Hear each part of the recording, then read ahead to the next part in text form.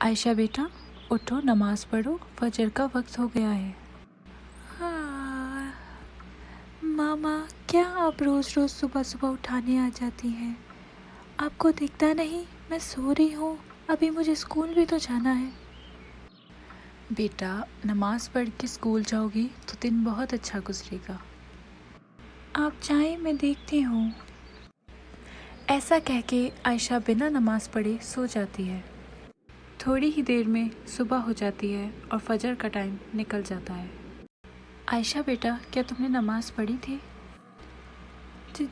جی ماما، پڑھی تھی۔ خدا حافظ ماما۔ خدا حافظ بیٹا، اپنا خیال رکھنا اور من لگا کے پڑھنا۔ عائشہ کی ماں سلمہ ایک پھولوں کی دکان کی مالک تھی۔ کیا ہوا سلمہ بی بی، اتنی پریشان کیوں لگ رہی ہیں؟ آپ کے پھول نہیں بک رہے کیا؟ ایسی بات نہیں بیٹا، میری بیٹی پہلے تو نماز نہیں پڑھتی تھی، اب اس نے جھوٹ بھی بولنا شروع کر دیا۔ آج اس نے مجھے کہا کہ اس نے نماز پڑھ لی ہے، حالانکہ میں نے دیکھا تھا کہ وہ سو رہی تھی۔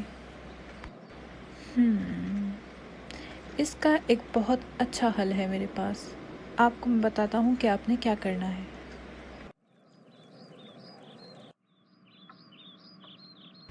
بیٹا کل میری جگہ تم دکان پہ جانا، میری تھوڑی طبیعت نہیں ٹھیک۔ میں کیا کیا کروں ماں؟ چلے میں چلی جاؤں گی۔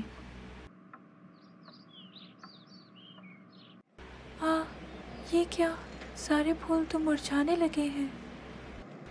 عائشہ نے سارے پھولوں کو پانی دیا اور وہ گھر کو چلی گئی۔